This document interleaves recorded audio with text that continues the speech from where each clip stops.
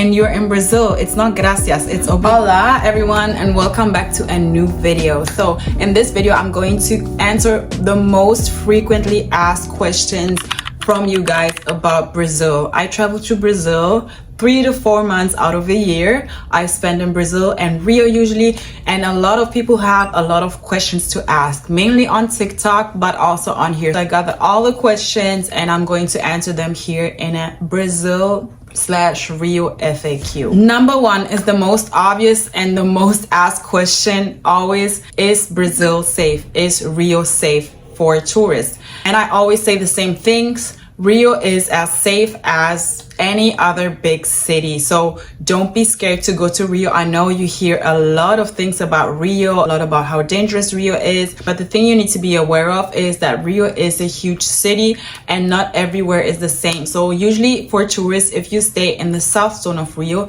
which is called Zona Sur, I've made videos about that, this is the safest areas for tourists. If you are aware of a couple of other things that you should also be considerate of in any other big city, like not flaunting around your camera, your newest iPhone, things like that, that would make common sense to me, but a lot of people lack that common sense, so things can happen then. But I wouldn't focus so much on the videos out there that say that Rio is super dangerous, you can't go out, you can't go to the beach, you can't do anything, like after 7 p.m. you need to lock yourself into the hotel. Like, all these things are a lot of times exaggerations. I would always recommend for you to go yourself and see. This is what I did, and I was like, okay, it's nothing like people actually said it was. Number two is, do I need a visa to travel to Brazil? That question I can't answer for everyone. I know that as a German citizen, I don't need a visa if I want to go for 3 months. So every 6 months, I can go to Brazil for 3 months and stay up to 3 months. If I stay beyond those 3 months, I need to pay a fine. Some tourists do that, to be honest. I've also overstayed about a month one time. I think it was last year. But yeah, then you just like pay a daily fine when you come back to the country. But if you are American, it works a little different. I know Americans who can stay up to 6 months, I think, in Brazil, like 6 months at a time. They don't need to travel out the country and then come back in after those 3 months. So they can actually get a renewal of the visa after 3 months, so they can stay up to 6 months. That was until now with the visa-free entry. But now for Americans, you need a visa to enter Brazil. So with that, things will work differently, but I'm not exactly sure and knowledgeable on how it works, so you might want to go to the Brazilian embassy's website in your home country and then find that out. But what I can say is that the visa process for the most part doesn't take that long, and it's valid for about 10 years, I think, because I've had people come on my group trips from the States with the visa and they said it was fast. If you're looking to travel to Rio specifically, I have everything you need to know before going to Rio in this Rio travel guide and planner. 100+ pages with insightful info, anything you need to know, from best areas to stay at, accommodation, best tour operators, best tours to take, everything hyperlinked on there. You literally don't need to do anything. All the tours are linked in the guide. All the best restaurants, the best hotels, everything is in there. Best time to travel, weather, every question that you might have about Rio is in there. First 10 people can download it now with 20% off an exclusive code RIO20 in the description box below. So make sure you get that 20% discount quickly. When is the best time to visit Brazil? That's also another very commonly asked question.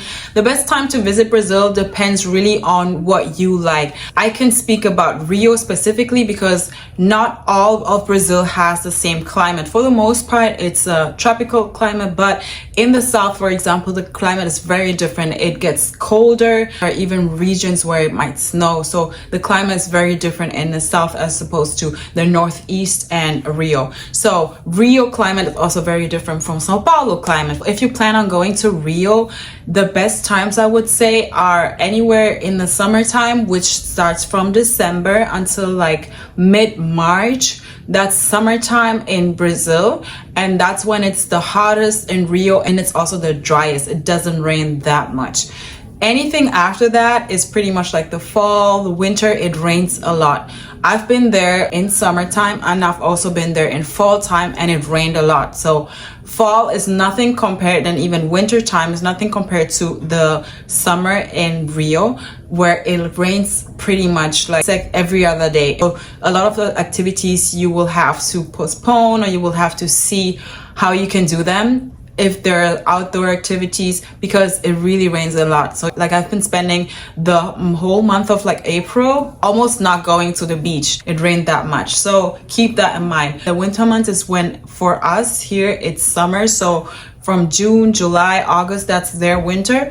And a lot of people prefer also going during that time because it cools down. It's not as hot. In the summer months, the temperatures come up to 40 degrees Celsius, so it gets really hot. But I am a tropical girl at heart. I love the heat. So for me, that's the perfect time to go, anywhere between December and March. But if you prefer another season, if it's a little cooler, like anywhere from like 20-25 degrees Celsius, that's also a good time. But in Rio, it doesn't really get cold as such. Cariocas, natives of Rio, consider that as cold, but 20 degrees Celsius is compared to 35, which is the regular in summer, of course, colder. But for Europeans or Americans, that's actually pretty good. Another commonly asked question is credit cards or cash. Do I bring cash to Rio, or can I pay by card? And what I will tell you is that in Rio, you barely need cash. You can pay almost anything and everywhere by card. You can pay at the beach by card. You can pay at restaurants, like at any store, except all major credit cards. Even the smallest stall at the beach or like street vendors will pull out the card machine. Everybody has a card machine in Brazil. Everybody that has a business pretty much has a card machine. So it's actually one of the most digitalized countries ever. So you don't really need to be walking around with cash. I actually do not advise to walk around with a bunch of cash, because you're just an easier target like that if you like keep on taking your bills out. So paying by card is the safest way. I pay by Apple Pay, pretty much anything. I barely walk around with any cash when I'm in Brazil. So much for the money. Is it safe in Rio or Brazil as a solo female traveler? As I am a woman and I'm solo traveling, I also get that question quite a lot. Like I said before, solo traveling is completely fine as a female. As a matter of fact, the first time I ever went to Brazil, I went solo, and I met so many other solo female travelers. It's very common, especially if you stay at hostels, you will meet so many other female travelers, Brazilians as well as non-Brazilians, tourists, like so many others. So it's nothing uncommon, and it's not even more dangerous than in any other city. So I would say just take the usual precautions you would take if you would travel to any other bigger city. Let's say New York, Paris, Barcelona. You take the same precautions and just use them in Rio, and you will be completely fine. Do I need any vaccinations for Brazil? Well, if you enter the country, you don't need any vaccinations, even though a lot of countries advise to get the yellow fever vaccine, especially if you're in Brazil and you want to continue traveling to other South American countries, like for example Colombia. They will require you to have a yellow fever vaccination. I didn't know that before, and a lot of people don't know that, because entering Brazil from Europe or from the States, you don't need any vaccinations. However, if you want to continue traveling to Colombia, then you will need to show a yellow fever vaccination, because in some areas of Brazil there might be some yellow fever outbursts, so they ask you to show that vaccination when you board a flight. And I actually missed my first flight to Colombia because I didn't have it with me, so I had to get revaccinated in Brazil before I could take another flight to Colombia. And I've met a lot of people who've had the same issue because they didn't know, so keep that in mind. What's the currency in Brazil and how much cash should I carry? So the currency in Brazil is Brazilian reais. You don't need to carry a bunch of cash, and I would definitely not recommend you to change money at the airport, because the exchange rates at airports are the worst. If you really want to exchange money, then I would just advise you to take a little bit of money out and exchange it there to just like pay for necessary things until you get to your destination. But you don't really need that. If you take an Uber, everything can be paid by card in Brazil, so you don't really need to walk around with a bunch of cash and it's actually better to pay by card if you don't have any fees. For that, I use the Revolut card as a travel card because it allows me to pay without any commissions. It allows me to withdraw money in any country. Any country I've traveled to, I was just easily able to always withdraw money. So that's why I always pay by card and barely have cash. Is it safe to drink tap water in Brazil? So most of the people are also concerned with the tap water in Brazil. I'm actually never concerned about that because if you boil it, if you drink tea or any hot beverages, I'm never drinking tap water that is cold. I don't drink tap water even in Germany or like in my home country. I don't drink tap water because I don't like the taste of it. So if you're in Brazil, it depends also on the city. They will tell you, okay, it's safe to drink it here, it's not safe to drink it here. I'd still advise you to just get tap water if it's like boiled, you know, if you have a sensitive stomach. I know I don't. For the most part, also the water is filtered. If you are at hotels or if you eat at restaurants or drink or even get the ice cubes, the water is for the most part filtered. However, you still need to be careful if you get caipirinhas, for example, at the beach or something like that, or places like that. They might not filter the water, so there you might have to be a little more cautious. Can I get by with English in Brazil? That's another question I get a lot, and the thing is, I recommend you to speak at least somewhat of Portuguese, even if it's the most basic Portuguese. But it's super important to actually also show that you made an effort to learn a little Portuguese, because most people don't. They just try with a little Spanish they might know, or even just only speak English. So if you try and speak a little Portuguese, Brazilians definitely appreciate you so much more because they see that you made an effort to learn a little Portuguese. So instead of saying gracias, just say obrigado or obrigada. You know, that's the least you can do, because I see a lot of people walking around saying gracias, and you're in Brazil. It's not gracias, it's obrigado or obrigada. Just like the basics. If you can't really learn Portuguese, I have a cheat sheet where you have everything you need as a first-time traveler or tourist. Every situation you might encounter, you know, booking, hotels, reservation, whatever, greeting people, it's in there. So just download it. The link is in the description below. What's the tipping culture in Brazil like? So do I tip or do I not tip? In Brazil, for the most part, the service is included. That means that the workers are paid for the service. It's not like in the States. It's pretty much like in most European countries as well.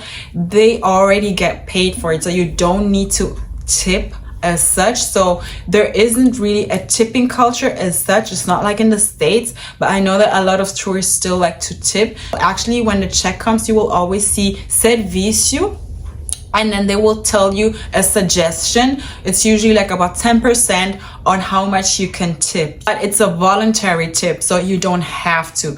Some restaurants, or I know that some waiters, they might trick you into making you believe that you actually have to tip. You don't have to. Every tip in Brazil is voluntary. They give you a suggestion, but it doesn't mean that you have to. For Americans, there is a huge tipping culture. Like for Europeans, there's not. So either way, if you tip, it's okay. If you don't tip, it can also be okay. When is Carnival in Brazil? So Carnival in Brazil changes every year. It depends on the days up to Easter, but it's usually anywhere between February and March.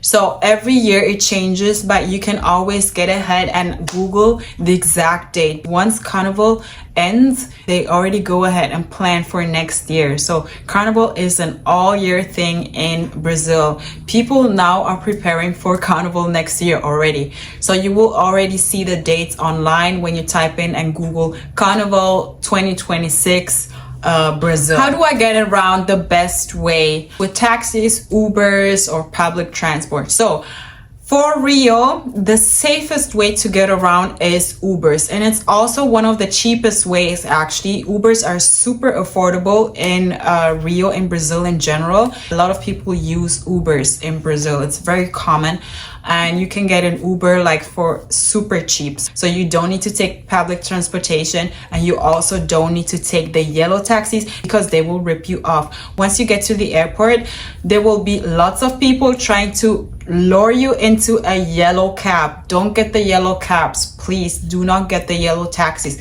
Just get an Uber. You can just use your usual Uber app. If you don't have it, download it before you get to the airport. Once you're there in the international airport of Rio, there's an exit where you have to walk to the Uber stations. So that's the main ways of transportation in Rio. What are the best options for accommodations in Brazil or Rio?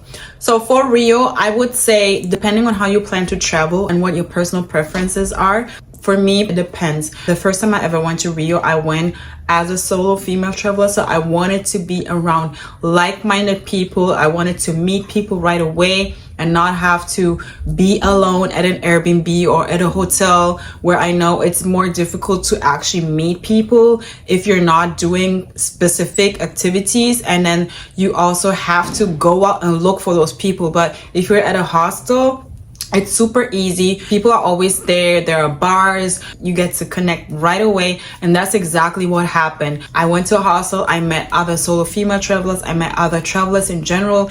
And from the first day on, I had people I could do things with, I could go out with. So I wasn't alone. That was my goal. So depending on your goal, if you're looking for something like that, or if you're looking for something more on a budget, a hostel is a good option. But on other occasions, I stay at Airbnbs. I usually stay 3 to 4 months, so I switch it up from hotels, Airbnbs, hostels. There are many good options. Either options are safe. You can stay at hotels in the south zone of Rio. There are so many that are safe. Airbnbs are also pretty safe for the most part. Like, you always have to make sure that you know and that you locate the Airbnb and you ask beforehand where it is exactly. If it's anywhere in the south zone, it's safe. So those are the main questions to ask. Yeah, so this was the ultimate FAQ, most asked questions that I get. If you have more questions, or if I left some questions out, definitely leave them in the comments below and I would love to answer them for you in the comments or in another video. Thank you so much for watching, and I'll see you in my next video.